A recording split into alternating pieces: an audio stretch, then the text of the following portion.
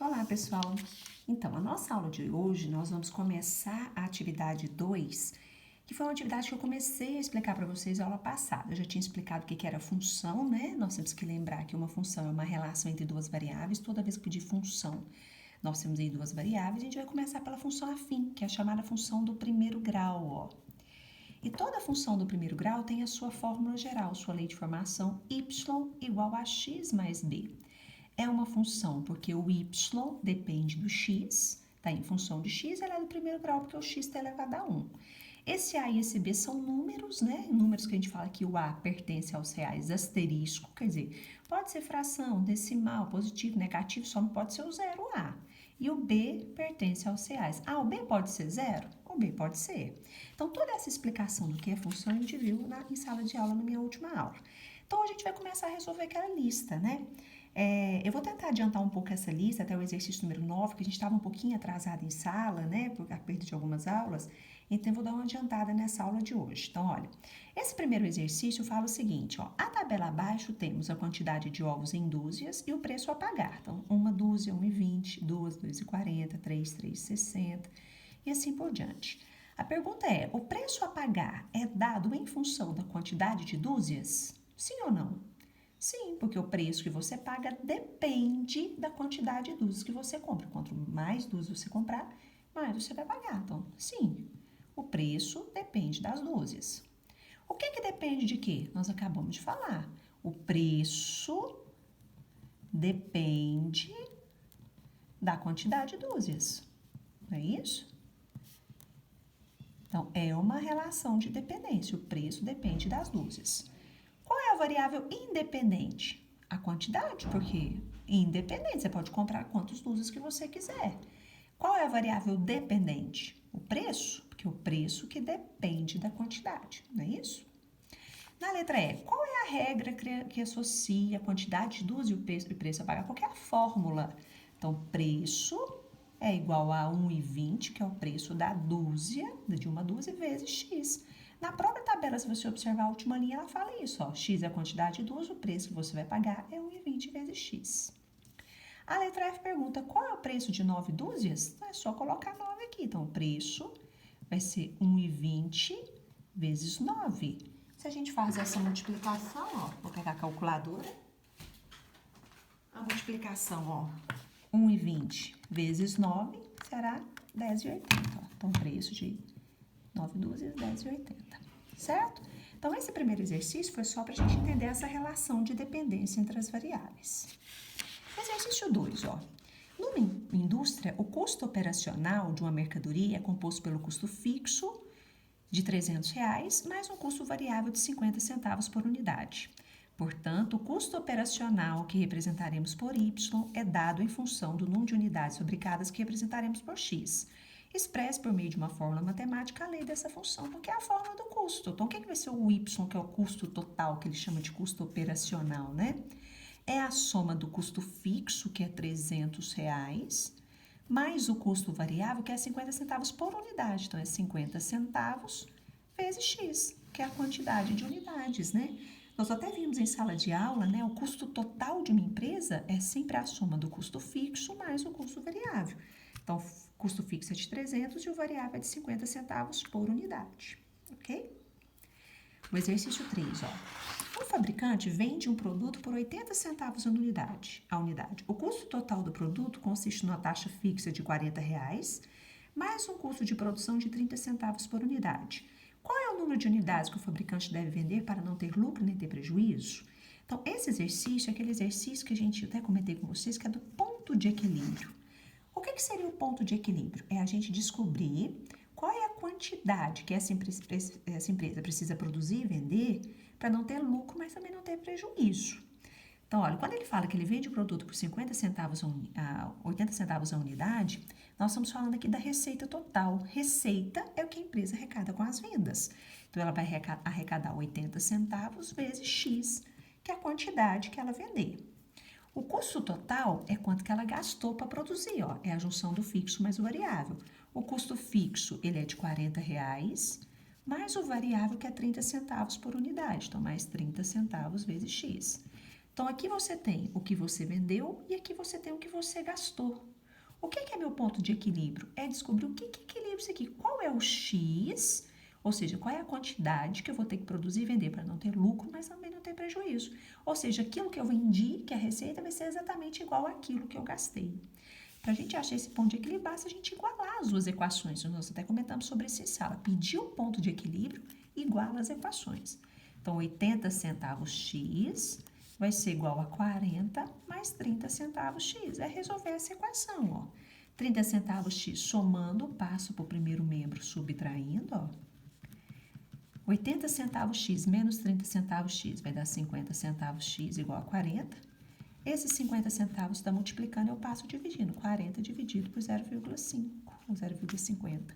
Então, nós vamos descobrir que X é igual a 80. Ou seja, quando essa empresa produz e vende 80 unidades, o que ela vender vai ser exatamente igual ao que ela gastou. Ela não tem lucro, mas também não tem prejuízo. Certo? Esse é o exercício 3. O exercício 4, ele fala o seguinte, ó. Um motorista de táxi cobra 3,20 de bandeirada, mais 80 centavos por quilômetro rodado. Sabendo-se que o preço a pagar é dado em função do número X de quilômetros rodados, responda. Qual é a lei da função afim representando essa situação? Então, o que vai ser o preço que nós vamos pagar por esse táxi? Vai ser a bandeirada. A bandeirada é um valor fixo.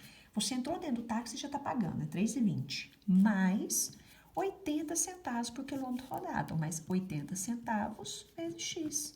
Então, essa é a lei da função. Toda vez que o exercício pedir a lei da função, ele quer a fórmula, ó. Se vocês observarem, é uma função do primeiro grau, ó. Quando eu venho na letra B, ele me pede qual é a taxa de variação. Na função do primeiro grau, a taxa de variação vai ser sempre o valor do A, que é o valor que acompanha X. Então, nesse caso, a taxa de variação vai ser 80 centavos. Essa taxa de variação, a gente vai ver na construção do gráfico que quando esse A é positivo, o gráfico vai ser crescente. Quando esse A é negativo, o gráfico vai ser decrescente. Ok?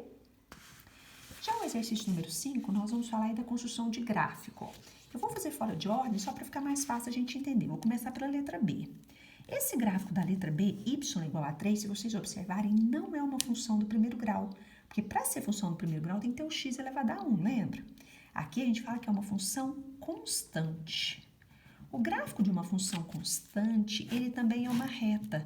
Só que ele sempre vai ser uma reta paralela ao eixo x. Então, aqui eu tenho o eixo x e o eixo y, ó. Como é que vai ficar esse gráfico? Se é y igual a 3, vou lá no y igual a 3, ó. E vou passar por ele uma reta paralela ao eixo x, ó. Esse é o gráfico da função constante. Por exemplo, se fosse y igual a menos 2, eu iria lá embaixo no y igual a menos 2 e traçaria uma reta paralela ao eixo x. É o que vai acontecer aqui, ó. Vou fazer um pouquinho fora de ordem, para ficar mais fácil entender. Na letra C.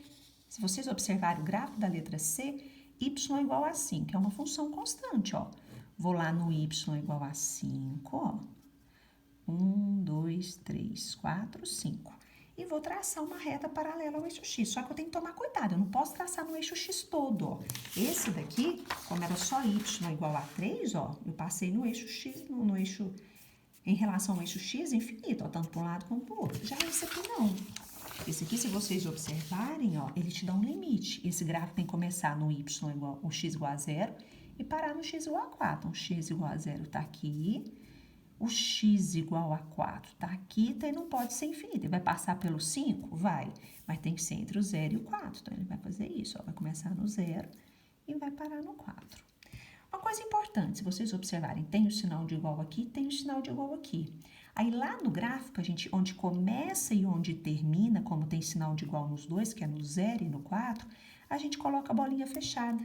A bolinha fechada é usada toda vez que você tem esse sinal de igual. Se você não tivesse o sinal de igual, a gente colocaria assim, ó, bolinha aberta. A bolinha aberta representa que o valor não pertence ao intervalo. O intervalo entre 0 e 4 inclui o 0, infinitos valores até chegar no 4. Se não tiver o sinal de igual, começa, por exemplo, no 0,1, 0,2 e vai até o 3,9. Não incluiria o 4. Então, aí nós temos exemplos de gráfico de função constante. Quando eu volto aqui, né, que eu pulei, na letra A, o gráfico que nós temos é y igual a menos x. Vou fazer ele aqui, ó. Isso aqui não é uma função constante mais, porque tem o x, é uma função do primeiro grau, porque x está elevado a 1. Como é que eu construo o gráfico de uma função do primeiro grau? O gráfico de uma função do primeiro grau ela é sempre uma reta. Quando A é positivo, a reta ela é assim, a gente fala que ela é crescente. Quando A é negativo, ela é assim, a gente fala que ela é decrescente. Para construir o gráfico de uma função do primeiro grau, a gente monta a tabelinha e joga valores para x, ó. Vou atribuir dois valores para x, por exemplo, 1 e 2. Aí eu substituo aqui, ó. Quando x é igual a 1, o y vai ser igual a menos 1, né? Se eu coloco no lugar do x1, o y vai ser menos 1. Quando x é igual a 2, meu y é menos 2. Vou lá no gráfico, marco os dois pontos e ligo, que aí eu vou conseguir a reta, ó. X igual a 1 e y igual a menos 1. Tá aqui, ó. Depois, x igual a 2 e y igual a menos 2. Tá aqui, ó. Pronto, ó. Tem os dois pontos? Tenho. Vou pegar e ligar os dois pontos, que nós teremos a reta aí do gráfico da função do primeiro grau, ó. Se vocês observarem, no caso ela é decrescente, lembra? Porque o A é negativo, o A é o valor que acompanha x é menos 1 e o B é 0, né? Não tem valor, tem um valor somando aqui, então ela é decrescente, ó. Ok? Aqui ficou faltando a letra D e a letra E. Nessa letra D e nessa letra E, são gráficos de mais de uma função no mesmo plano cartesiano. Eu vou fazer uma e depois vocês vão tentar fazer a outra. Ó, o processo é o seguinte, vou começar fazendo a primeira aqui, ó. Vou até traçar um plano cartesiano aqui. Eu tô sem régua, né? Nós estamos improvisando aqui com o controle. Olha, ó lá. Então, tem o eixo X e tem o eixo Y. Nós temos três funções, serão três gráficos construídos no mesmo plano cartesiano. O primeiro gráfico é y igual a 0, o segundo gráfico é y igual a x, e o terceiro gráfico é y igual a 2x menos 2. Então, serão três gráficos no mesmo plano cartesiano.